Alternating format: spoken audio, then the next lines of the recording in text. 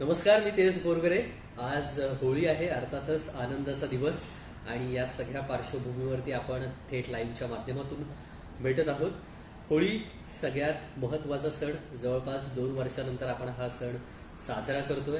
2 वर्षात आपण कोरोनाच्या सावटाखाली पूर्णपणे आयुष्य जगत होतो आणि सगळ्या कार्यक्रम, सण, उत्सव या सगळ्या अगदी नियमात साजरे केले जात होते. मात्र पहिल्याच वर्षाचा पहिला सण होळी फार मोठ्या उत्साहात साजरा केला जातो. संपूर्ण देशभरात हा सण अगदी आनंदात साजरा केला जातो. अर्थात त्याबद्दल आपण जास्त काही बोलणार नाहीये. होळीबद्दलच सगळ्यांना माहिती आहे. संपूर्ण देशभरात हा अगदी आनंदात साजरा केला जातो. अगदी लहान मुलांपासून मोठ्यांपर्यंत सर्वच या उत्साहात सणामध्ये सहभागी होतात.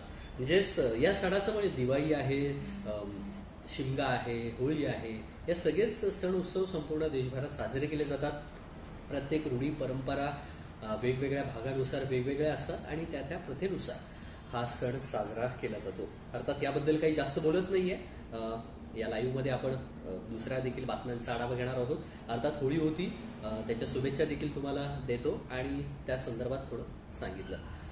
यानंतर बातम्या आता राज्याच्या दृष्टीने आणि राष्ट्रीय पातळीवरून देखील काही बातम्या आहेत, त्यांचा देखील आढावा घेणार आहोत. सुरुवात करतोय नवाब मलिक यांच्या संदर्भातील. नवाब मलिक यांची बातमी आहे. त्यांचं कार्यभार आता दुसऱ्या मंत्र्यांकडे सोपवण्यात आलेलं होतं. या संदर्भात राष्ट्रवादीची काल बैठक देखील झाली शरद पवारांच्या उपस्थितीमध्ये आणि त्याच संदर्भातली आहे. दुसरी आहे ती म्हणजे द काश्मीर फाईल या चित्रपटावरून खूप वादंग निर्माण झालाय. 2 गट पडले आणि याच पार्श्वभूमीवरती दुसरी बातमी आहे. आणि तिसरी आहे ती म्हणजे काँग्रेस G23 या गटासंदर्भातली. काँग्रेसमध्ये अजूनही तळ्यात मळ्यात सुरू आहे आणि याबद्दल देखील सविस्तर सांगणार आहोत. आणि जी आंतरराष्ट्रीय पातळीवरून आहे, अर्थात रशिया युक्रेन युद्धासंदर्भातली आहे. मारियोपोलचा जो काही 90% भाग उद्ध्वस्त झालेला आहे, या संदर्भातला देखील आढावा आपण या 5व्या बातमीवरून घेणार आहोत. सुरुवात करतोय नवाब मलिक यांच्या बातमी संदर्भातून. आपल्याला माहिती आहे नवाब मलिक यांना न्यायालयीन कोठडी होती. याच्या आधी ईडी कोठडी होती आणि त्यानंतर न्यायालयीन कोठडी त्यांना देण्यात आली. नवाब मलिकांच्या पार्श्वभूमीवरती अनेक रान भाजपनं उठवलेलं होतं. त्यांच्यावरती काही प्रकरणं आहेत ती थेट दाऊद इब्राहिम, जो काही डॉन म्हणून आपण संबोधित करतो, आणि त्या संदर्भात जी काही जमीन व्यवहार जो झालेला आहे या संदर्भात त्यांना न्यायालयीन कोठडी देण्यात आलेली होती. आणि त्यानंतर आता हायकोर्टानं त्यांची जामीन फेटाळल्यानंतर आता राष्ट्रवादीने ह्या सगळ्या हालचाली सुरू केलेल्या आहेत. नवाब मलिक यांच्याकडे अल्पसंख्याक मंत्री आणि त्यासोबतच परभणी आणि गोंदिया अशा 2 जिल्ह्यांचं पालकमंत्रीपद हे नवाब मलिक यांच्याकडे होतं. तर मग हे दोन्ही मंत्रीपद म्हणजे दोन्ही पालकमंत्रीपद आणि त्यांचं एक कॅबिनेटचं मंत्रीपद असं यानंतर म्हणजे काल राष्ट्रवादीची सर्व महत्त्वाच्या नेत्यांची बैठक झाली. त्याच्यामध्ये शरद पवार खुद्द उपस्थित होते आणि या सगळ्या विचारविनिमय या सगळ्या मंत्रिपदाबाबत करण्यात आलं आणि मग त्यांनी ठरवलं. आणि अर्थात भाजपनं या सगळ्या संदर्भात रान उठवलेलं होतं.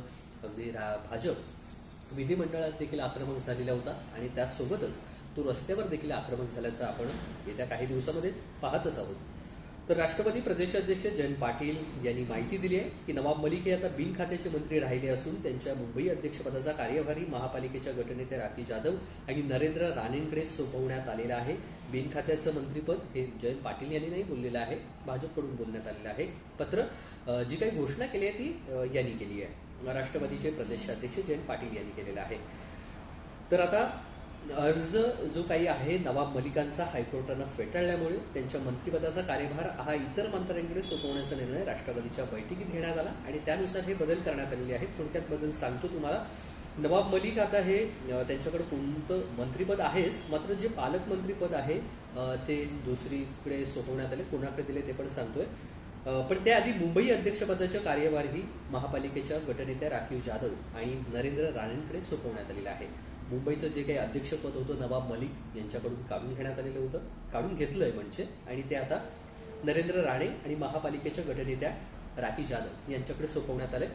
दुसरं आपण पाहूयात. आता नवाब मलिक हे सध्या गोंदिया आणि परभणीचे पालकमंत्री होते, मात्र कालच्या बैठकीनंतर धनंजय मुंडे यांच्याकडे परभणी तर प्राजक्त तनपुरे यांच्याकडे गोंदियाचा कार्यभार दिला जाणार आहे. या सगळ्या बैठकीतून ही सगळी सविस्तर माहिती समोर आली आहे आणि त्यांनी हे मुंबई अध्यक्षपद हे त्यांच्या राष्ट्रवादीचे जे काही महत्त्वाचे नेते आहेत, जे मी अर्थात याच्या आधी सांगितलं, त्यांच्याकडे देण्यात आले आहेत. आणि जे काही परभणी आणि गोंदियाचे जे पालकमंत्रीपद होतं ते देखील ते दुसऱ्या नेत्यांकडे देण्यात आलेलं आहे. नवाब मलिक हे आता गोंदिया आणि परभणीचे, तर धनंजय मुंडे यांच्याकडे परभणी देण्यात आलेलं आहे. तर प्राजक्त तनपुरे यांच्याकडे गोंदियाचं पालकमंत्रीपदाचा कार्यभार देण्यात आलेला आहे. म्हणजे जो काही नवाब मलिक जे काही कार्यभार सांभाळत होते त्या संदर्भात हा सगळा राष्ट्रवादीचे जे महत्त्वाचे नेते आहेत त्यांच्याकडे हा कार्यभार सोपवण्यात आलेला आहे. त्यामुळे आगामी आता याच्यानंतर काय काय हालचाली होत आहेत त्या देखील पाहणं महत्त्वाचं आहे. नवाब मलिक यांना आता न्यायालयीन कोठडी आहे, त्यानंतर काय घडामोडी होत आहेत हे पाहणं देखील महत्त्वाचं ठरणार आहे. राजीनामा देखील अर्थात घेतला जाऊ शकतो, काही सांगता येऊ शकत नाहीये. दुसरं म्हणजे जो काही वादंग आता देशभरात निर्माण झालेला आहे, जर निवडणुकीच्या पार्श्वभूमीवरती आपण पाहिलं तर हिजाब एक वाद पूर्ण उफाळून आलेलं होतं. आणि त्यानंतर आता मला वाटतं तर काश्मीर फाईल्स याच्यावरती या चित्रपटावरून देखील वाद निर्माण झालेला आहे. भाजपनं जोरदार मागणी केलेली होती की महाराष्ट्रामध्ये टॅक्स फ्री करा, कारण भाजप शासित ज्या राज्यांनी आहे या चित्रपटाला टॅक्स फ्री केलेला आहे. आणि सर्वांनी पहा हा चित्रपट चित्रपटगृहामध्ये जाऊन असं देखील आवाहन करण्यात आलेलं होतं. आणि खुद्द पंतप्रधान नरेंद्र मोदी या चित्रपटावरती भाष्य केलेलं आहे. अतिशय चांगला चित्रपट आहे, सत्य दडपण्याचं ह्या आधी प्रयत्न करण्यात आलेलं होतं आणि ते आता सत्य ह्या चित्रपटातून दाखवण्यात आलेलं होतं, असं प्रतिपादन पंतप्रधान नरेंद्र मोदी यांनी केलेलं होतं. तर याच सगळ्या पार्श्वभूमीवरती 1980मध्ये जे काही काश्मीर पंडितांचं पलायन झालेलं होतं त्याच आधारावरती हा चित्रपट चित्रित करण्यात आलेला आहे. आणि या चित्रपटाची सध्या जेव्हापासून हा रिलीज झालेला आहे तेव्हापासून ह्या चित्रपटाची चर्चा सध्या देशभरात आणि राज्यात सुरू आहे. भाजप शासित हरियाणा, कर्नाटक, गुजरात, मध्य प्रदेश आणि काही राज्यांमध्ये हा चित्रपट करमुक्त करण्यात आलेला आहे. बंगाल आणि राजस्थानमध्ये हा चित्रपट करमुक्त करण्याची मागणी केली जात होती. सोबत महाराष्ट्रामध्ये देखील राम कदम यांनी हा जो चित्रपट आहे तो टॅक्स फ्री करावा असं देखील म्हटलेलं आहे. त्याच्यानंतर संजय राऊत यांनी देखील याच्यावरती प्रतिक्रिया दिलेली होती. ती आपण काही जास्त खोलात जाणं बरं नाहीये. तर हे सगळे वाद आणि हे सगळे टीका सुरूच राहणार आहेत. तर याच्यामध्ये आता उडी घेतली आहे ती म्हणजे ममता बॅनर्जी, पश्चिम बंगालच्या मुख्यमंत्री आहेत. त्यांनी म्हटलेलं आहे, त्यांनी काय म्हटले ते आधी पाहणार आहोत. त्यांनी माध्यमांशी तिथल्या प्रतिक्रिया दिलेली आहे. त्यांनी म्हटलंय की कोणीही सिनेमागृहात जाऊन हा चित्रपट पाहण्याची गरज नाही. द्वेष आणि हिंसाचार पसरवण्यासाठी असे चित्रपट जाणीवपूर्वक बनवले गेले आहेत. ही खोटी कथा आहे, त्यात कोणतंही तथ्य नाही. असे चित्रपट पैसे देऊन बनवले जातात, त्यामुळे अशा चित्रपटांना टॅक्स फ्री देण्याचा काही अर्थ नाही असं ममता बॅनर्जी यांनी म्हटलेलं आहे द काश्मीर फाईल या चित्रपटासंदर्भातले. कारण हा सगळा आता भावनिक मुद्दा आणि राष्ट्रहिताच्या जो काही मुद्दा आहे त्याच्याशी जोडला जातोय.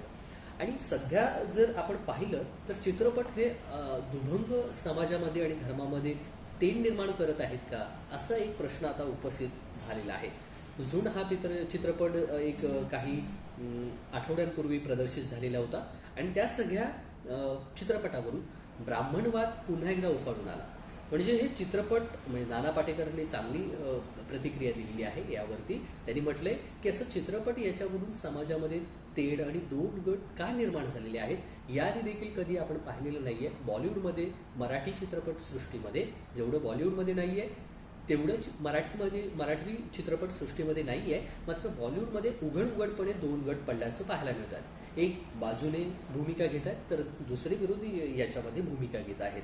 त्यामध्ये या सगळ्या आता याच्यावरून एक विचार करायची आवश्यकता आहे एक भारतीय नागरिक म्हणून की अशा चित्रपटामधून आपण आपल्या दैनंदिन जीवनामध्ये अशा चित्रपटांचा काय परिणाम होतोय आणि अशा चित्रपटांमुळे आपल्या समाजात वावरताना असे दोन गट का पडतायत हे आता विचार विनिमय करायची वेळ आलेली आहे असं मला तरी वाटतंय.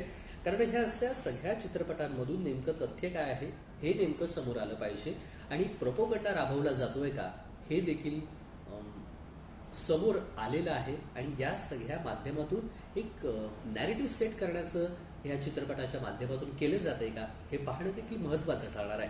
अधिक आपण याच्या संदर्भात बोलायला नको कारण आपण सोशल मीडियावरती माध्यमांवरती अनेक चर्चा ऐकत असतो आणि जे दिसतंय तेच सर्व उघडपणे बोललं जातंय आणि अनेक नेत्यांचा त्याला जाहीर पाठिंबा देखील दिला जातोय.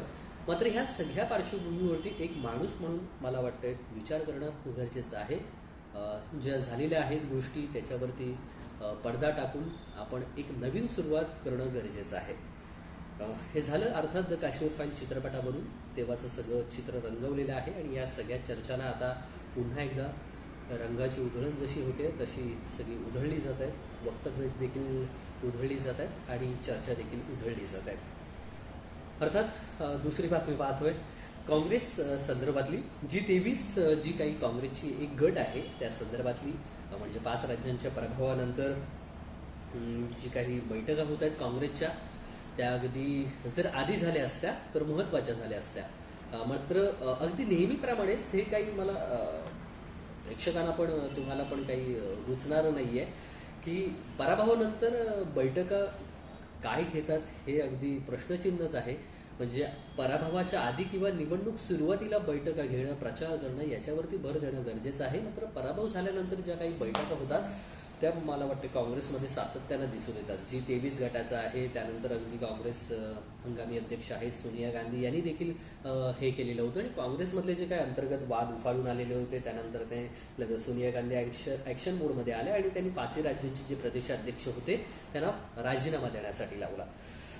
मला ह्या बैठकीसंदर्भात बोलायचं झालं तर ह्या सगळ्या निवडणुकीचा 10 मार्चला निकाल लागला आणि पंतप्रधान नरेंद्र मोदी पंतप्रधान असून थेट दुसऱ्याच दिवशी ते गुजरात दौऱ्यावर गेले आणि मोठा रोड शो करण्यात आला. मात्र तीच एक विचारमंथन बैठक घेण्यासाठी जवळपास 3 दिवस लागले काँग्रेसला, जी रविवारी बैठक झाली. म्हणजे देशाचे पंतप्रधान निवडणुकाचा निकाल लागला त्याच संध्याकाळी ते देशाला संबोधित देखील करत आहेत आणि त्याच सकाळी ते 11 वाजता गुजरातमध्ये येऊन रोड शो करत आहेत आणि काँग्रेसला एक बैठक घेण्यासाठी 2 दिवस लागत आहेत. मला वाटतं ह्या सगळ्या याच्यामध्ये काँग्रेस कुठे कमी पडते या सगळ्यामधून आपल्याला दिसून येते. म्हणजे काँग्रेसची अनेक पराजयाची कारणं आहेत. अनेक तज्ज्ञांनी आणि जे राजकीय विश्लेषक आहेत त्यांनी या सगळ्याबाबत माहिती दिलेली आहे. कशा प्रकारच्या कोणती कारणं आहेत पराभवाची. फक्त काँग्रेसच नाही आहे तर उत्तर प्रदेशमध्ये बसप्पा आहे, सपाला चांगल्यापैकी जागा मिळाल्या आहेत. बसप्पा जिथे 206 म्हणजे 10-15 वर्षापूर्वी जर आपण पाहिलं तर बसप्पा 206 जागा मिळवणारी एक मोठी पार्टी होती, स्वबळावरती सत्ता स्थापन करणारी पार्टी होती. आणि त्यानंतर जो काही गळती सुरू झाली आहे बसप्पाला, मायावती यांच्या पक्षाला, ती 15-20 आणि त्यानंतर आत्ताच्या निवडणुकीमध्ये 1 जागा, केवळ एका जागेवरती बसप्पाला समाधान मानावं लागलेलं आहे. ही काही फक्त काँग्रेसचीच घोडदौड अगदी पराजयाच्या बाजूने आल्याचं आपल्याला पाहायला नाही मिळत आहे. बसप्पासारखे आणि अर्थात सपासारख्या पक्षांना देखील ह्याचा थेट फटका बसलेला आहे. त्यामुळे आगामी ज्या निवडणुका आहेत त्या काँग्रेस आणि इतर प्रादेशिक पक्ष कशा प्रकारे निवडणूक लढवत आहेत हे देखील पाहणं महत्त्वाचं ठरत आहे. आपला मुद्दा होता बैठकीसंदर्भातला. मात्र जो काही पराजयाची जी काही कारणं आहेत ती अगदी बैठकीपासून ते अगदी प्रचार करण्यापर्यंत आणि ह्या सगळ्या निवडणूक याच्यामध्ये कशा प्रकारची प्रचार यंत्रणा काँग्रेसकडून राबवली जाते आणि कशा पद्धतीनं प्रचार यंत्रणा भाजपकडून राबवली जाते आणि ती सत्यात उतरवली जाते, याच्यामध्ये दोन्हीमध्ये फरक आहे. खूप काही बोलण्यासारखं आहे. मात्र ह्या बैठकी संदर्भात आपण बोलत होतो. G23 नेत्यांची बैठक झाली आणि मग कपिल सिब्बल आहेत त्यांनी थेट काँग्रेसला घरचा आहेर दिला. आता गांधी घराण्यानी बस केलं पाहिजे की त्यांनी नेतृत्व सोडलं पाहिजे असं, आणि सगळ्यांनी या सगळ्या याच्यावरती सगळं विचार विनिमय सुरू आहे. नंतर पुढे काही गोष्टी येतील. नंतर काँग्रेस आता कशा प्रकारे वाटचाल करत आहे हे पाहणं देखील महत्त्वाचं ठरणार आहे. 5वी बातमी आहे आंतरराष्ट्रीय स्तरावरून. रशिया-युक्रेन संघर्ष आहे. अगदी 15 ते 20 दिवस झालेले आहेत. अगदी नक्की कोणता दिवस आहे ते आता तरी मला सांगता येऊ शकत नाही आहे. मात्र 20 दिवसाच्या वरती झालेले आहे हा संघर्ष. रशिया-युक्रेन संघर्ष आहे. अनेक जीवितहानी, वित्तहानी मोठ्या प्रमाणात झालेली आहे आणि पुतीन यांच्यावरती अनेक संपूर्ण जगातून निर्बंध लादण्यात आलेले आहेत. तरी देखील पुतीन काही माघार घेण्यास तयार नाही आहेत. मात्र एक छोटीशी अपडेट देतो या संदर्भात. मारियोपोलचा 90% भाग उद्ध्वस्त करण्यात आलेला आहे. मोठं शहर आहे कीव नंतर मारियोपोल, जे युक्रेनमधलं महत्त्वाचं शहर होतं. मात्र हे शहर आता पूर्णपणे उद्ध्वस्त झालेलं आहे. 90% या भागातलं सगळं उद्ध्वस्त आणि चित्र आणि विदारक दृश्य आपण माध्यमांच्या याच्यामधून पाहतच आहात. मात्र एक छोटीशी अपडेट होती ती म्हणजे 90% भाग हा उद्ध्वस्त झालेला आहे मारियोपोलचा. तिथल्या स्थानिक अधिकाऱ्यांनी सांगितलेलं आहे की दक्षिणेकडील ह्या बंदराचा 90% भाग उद्ध्वस्त झालाय. चेर्निहिवमध्ये एकेवेळी 53 जणांचा मृत्यू झालेला आहे असा दावा देखील तिथल्या महापौरांनी केलेला आहे. त्यामुळे पण मृत्यूंची संख्या ही नेहमीच पुढे येते. रशियाकडून देखील दावा केला जातोय, युक्रेनकडून देखील दावा केला जातोय आणि तिथल्या महापौरांनी सांगितलेलं आहे की 53 जणांचा मृत्यू झालेला आहे. अर्थात प्रश्नचिन्ह आहे, तिथल्या महापौरांनी दावा केलेला आहे, मात्र याचा काही अधिकृत वृत्तसंस्थेला काही सांगितलेलं नाहीये की किती जणांचा मृत्यू झालेला आहे.